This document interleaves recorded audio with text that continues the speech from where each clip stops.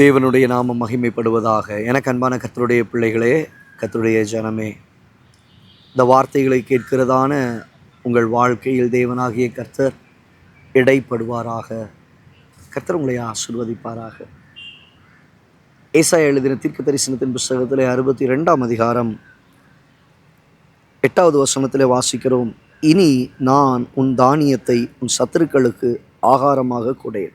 தேவ பிள்ளையே, இனி நான் உன் தானியத்தை, உன் ஆகாரத்தை, உன் ஆசீர்வாதத்தை, உன் சுகத்தை, உன் நன்மைகளை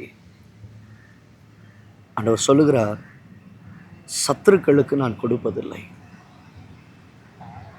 சத்துருவானவன் உங்கள் சரீரத்தில் இருக்கிற ஆரோக்கியத்தை எடுத்துட்டானா, சரீரத்தில் இருக்கிற சுகத்தை அவன் எடுத்துட்டானா, உங்கள் வாழ்க்கையில் பல நன்மைகளை சத்துருவானவன் அபகரித்து கொண்டு இருக்கிறானா,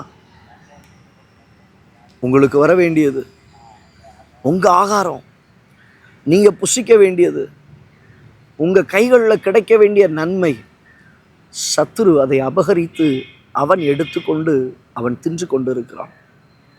தேவ பிள்ளையே, தேவ ஜனமே, எனக்கு அருமையான தேவ பிள்ளையே, ஆண்டவர் இன்றைக்கு உங்களோடு கூட பேசுகிறார். எதையெல்லாம் நீ இழந்தாயோ, எவைகளெல்லாம் உங்கள் வாழ்க்கையில் சத்துருவானவன் அபகரித்து கொண்டு போனானோ, குறிப்பாய் உங்கள் வேலையின் ஸ்தலங்களில் சில போஸ்டிங்ஸ், சில நன்மைகள் உங்களுக்கு வரணும், பிசாசு மெதுவாக அவன் திருடிட்டான், மெதுவாக ஆகாரத்தை எடுத்துக்கிட்டான், மெதுவாக உங்கள் நன்மையை அவன் சுரண்டிட்டான். கவலைப்படாதீங்க, கர்த்தர் அதை திரும்ப உங்களுக்கு கொடுப்பார். சத்துருக்களுக்கு நான் அதை ஆகாரமாகி கொடேன், சத்துருக்களுக்கு அதை நான் ஆகாரமாய் கொடேன். ஆண்டவர் அதை சத்துருக்களுக்கு கொடுப்பதில்லை. உனக்குரிய ஆசீர்வாதங்களை, உங்கள் வாழ்க்கைக்குரிய ஆசீர்வாதங்களை கர்த்தர் உங்களுக்கு தந்தருளுவார். நீங்கள் இழந்தவைகளை திரும்ப இரட்டத்தனையாய் பெற்றுக்கொள்ளும்படி கர்த்தர் செய்வார். ஆமாங்க, எதை இழந்தீங்களோ, ஏதோ உங்கள் வாழ்க்கையில் அபகரிக்கப்பட்டதோ, எதை பிசாசு திருடி கொண்டானோ, எது இந்த உலகத்தில் இருக்கிற ஜனங்கள் அபகரித்து கொண்டார்கள், சத்துரு சங்கரித்து எடுத்து கொண்டானோ, தேவன் அவைகள் எல்லாவற்றையும் உங்கள் வாழ்க்கையில் திரும்ப தந்து உங்களை கிருபையாய், ஆசீர்வாதமாய், நன்மையாய், நிறைவோடு கூட கர்த்தர் நடத்துவார். கண்களை மூடி ஜெபிக்கலாமா? நல்ல தகப்பனே, உடைய பிள்ளைகளுடைய வாழ்க்கையில் கர்த்தர் கொடுத்த அந்த வார்த்தைகள், இனி உன் தானியத்தை சத்துருக்களுக்கு ஆகாரமாக கொடை. அதை அவன் அபகரிக்க பார்த்துட்டான், அவன் திருட பார்த்துட்டான், அதை எடுத்துக்கொள்ள பல விதங்களிலே அவன் முயற்சி செய்து எடுத்துக்கொண்டான்.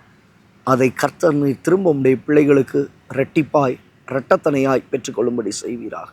இயேசுவின் நாமத்தில் பிதாவே.